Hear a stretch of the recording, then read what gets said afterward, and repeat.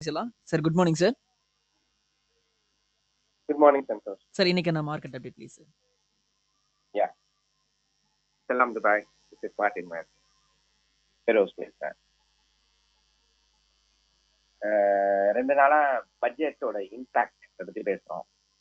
நிறைய இம்பாக்ட் கொடுத்துருக்காங்க இந்த வாட்டி மிடில் கிளாஸ்க்கும், அது அப்பர் மிடில் கிளாஸ்க்கும் இன்னையோட முடிச்சிடும். ஏன்னா அது ரொம்ப திடீர்ட்டே இருக்க முடியாதுல்ல ஒரே விஷயத்த. 3 விஷயங்க. ஒன்னு sovereign gold bond. SGB government என்ன சொன்னாங்க, சேஃபஸ்ட் விஷயம் சொன்னாங்களா இல்லையா? இப்போ அந்த கோல்டுக்கான கஸ்டம்ஸ் டியூட்டியை ஃபினான்ஸ் மினிஸ்டர் அனௌன்ஸ் பண்ணாங்கல்ல, 15%லேயே 6% குறைக்கிறேன்னு சொல்லிட்டு. இன்ஃபேக்ட் பாத்தீங்கன்னா அந்த ஒன் டேல இந்த SGB already sovereign gold bond invest ஆகிருக்காங்களா, அவங்களுக்கு ஒரே நாள்ல 7.83% loss the value. Okay, loss the value. அதனால it's a big thing. No investment is safe. இந்த மாதிரி கவர்மெண்ட் ரெகுலேஷன் வரும்போது கூட எல்லாரும் மாட்டிப்போம். அடுத்தது இன்னொரு விஷயம் என்னன்னு பாத்தீங்கன்னா பைபேக்குங்க. இதுக்கு முன்னாடிலாம் ஷேரை கம்பெனி பைபேக் பண்ணுவாங்க. இப்போ நம்ம இன்ஃபோசிஸ் ஷேரை வாங்கியிருக்கோம், அனௌன்ஸ் பண்ணுவாங்க பாத்தீங்களா, மார்க்கெட் ரேட் ஒரு 2000 இருக்கும், நாங்க 2250 ரூபாய்க்கு பைபேக் பண்ணிக்கிறோம்னு சொல்லுவாங்க. இந்த பைபேக் பண்ணா ஆக்சுவலி இது டாக்ஸ் யார் கட்டணும்னா கம்பெனிஸ் தான் கட்டிட்டு இருக்காங்க. 23% பிளாட் டாக்ஸ் கம்பெனி கட்டிட்டு இருக்காங்க. இந்த பட்ஜெட்ல என்ன பண்ணிட்டாங்க, அந்த டாக்ஸ் அது இன்னும் கொஞ்சம் அந்த கால்குலேஷன் கிளாரிட்டி கிடைக்கணும்னு வச்சுங்களேன். அந்த டாக்ஸ் நம்ம தான் கட்டணும். ஸோ பைபேக் கம்பெனி கட்டிக்கின்ற பைபேக்கும் இப்போ யார் கையில போயிடுச்சுன்னா நம்ம கையில தான் போயிடுச்சு. ஸோ அந்த பைபேக்ஸ் ஆல்சோ இன்கம் டேக்ஸ்ல ஒரு செக்ஷன் இருக்கு 115 QAன்னு சொல்லிட்டு. அது பிரகாரம் companies paid every thing. But now இந்த ஃபினான்ஷியல் இயர்ல இருந்து என்ன ஆகும்னு பாத்தீங்கன்னா நம்ம பாக்கெட்ல இருந்து பே பண்ணுவோம். ஸோ அதுவும் ஒரு காமன் மேன் லூஸ் பண்ண விஷயத்த சொல்றேன். we lost.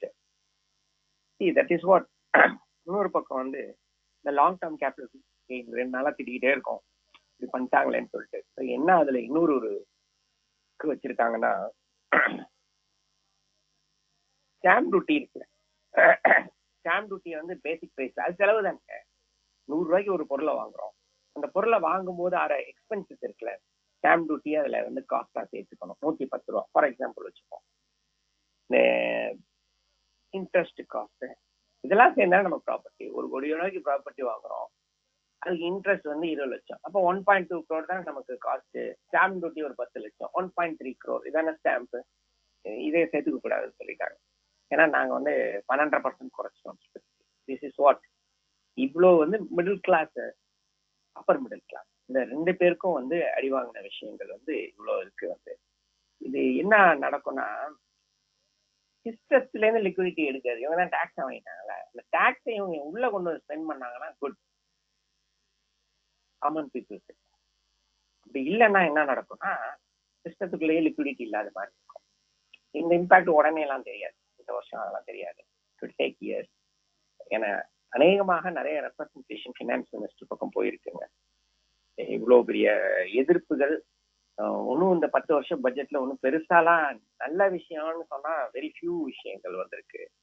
கெட்ட விஷயம் பெருசா வந்த மாதிரி எனக்கு தெரியல. ஆனா இப்போ பாத்தீங்கன்னா அந்த காமன் மேனை நல்லாவே சக் பண்றாங்க. அதுக்கு நிறைய ரெப்ரசன்டேஷன் இன்னைக்கு போயிருக்கு, ஒரு 2-3 நாளாவே போயிருக்காங்க.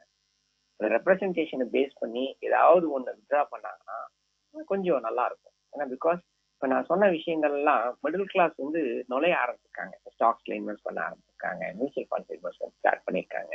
இப்பதான் அவங்க ப்ராப்பர்ட்டி மார்க்கெட்டுக்குள்ள இந்த மிடில் கிளாஸ்லயும் அப்பர் மிடில் கிளாஸ் ஸ்டேஜுக்கு உயர்றாங்க பாத்தீங்களா. அவங்க இந்த இஎம்ஐ வச்சு ஒரு ப்ராப்பர்ட்டியை வாங்குறாங்க. ப்ராப்பர்ட்டியை நிறைய என்ஆர்ஐஸ் இருக்குங்க, ப்ராப்பர்ட்டியை கேபிட்டல் அப்ரிசியேஷனுக்காக வாங்கி போடுறீங்க. அப்படிங்கும்போது இந்த மாதிரி டயத்துல தீஸ் டைப்ஸ் ஆஃப் டாக்ஸஸ் ஒரு போயிடும், இன்ட்ரெஸ்ட் போயிடும். பட் என்ன இந்தியால ஒரு விஷயம்னா, இந்தியால இல்லைங்க உலகத்திலேயே நடக்கிற ஒரு விஷயம் என்னன்னு பாத்தீங்கன்னா கொஞ்ச நாள்ல இதெல்லாம் பழகிடும். 10 நாள் கத்துவோம் அவ்வளோ, அதுக்கப்புறம் பழக்கம் ஆயிடும். இப்போ க்ரூட் ஆயில் இறங்கி இருக்கு, பட் பெட்ரோல் ஏறி இருக்கு பிகாஸ் ஆஃப் ஹையர் டாக்ஸ். அதெல்லாம் எல்லாம் ஓடிட்டு தானே இருக்கு. இந்த மாதிரி கவர்மெண்ட்ஸ்க்கு தெரியும் இதெல்லாம் வந்து காமன் மேன் வந்து இதெல்லாம் அக்செப்ட் பண்ணி தான் ஆகணும். வேற எங்க போவாங்க? வென் யூ ஆர் ரிச் ஒரு டாக்ஸ் ரேட்டே வேற. இன்னும் வேணா வேற ஒரு கண்ட்ரி கூட துபாயில கூட போய் செட்டில் ஆயிடலாம். When you are poor that is different. இந்த இடையில இருக்காங்க பாத்தீங்களா, இந்த இடையில இருக்கிறவங்கள்ட்ட மட்டும் தான் இதெல்லாம் வந்து எடுக்க முடியும். அவங்க வேற வெளி கிடையாது ஓடிட்டு தானே இருக்காங்க. அவங்க என்ன சம்பாதிக்க நிறுத்த முடியுமா? இல்லை அவங்க போய் துபாயில செட்டில் ஆகிற அளவுக்கு அவங்களோட பணம் இருக்கா? அவங்களுக்கு 1 crore பெரிய விஷயம். மிடில் கிளாஸ்ல 1 crore is very big money. நீங்க அப்பர் மிடில் கிளாஸ்லயோ இல்ல ரிச் கிளாஸ்லயோ வச்சுக்கிட்டு நீங்க 1 crore வச்சுக்க என்ன பண்ணுவீங்க? ஒண்ணுமே பண்ண முடியாது. பட் இந்த ஒரு சொசைட்டி தான் அடுத்தது போக வேண்டிய சொசைட்டி. அந்த சொசைட்டில இருந்து எடுக்கும் போதுதான் கொஞ்சம் பெயின்ஃபுல்லா. அதனால இதெல்லாம் வந்து குறையுங்கிற நம்பிக்கையோட இந்த வீக்க முடிப்போம். அப்ப என்ன நடக்குது? தேங்க்யூ.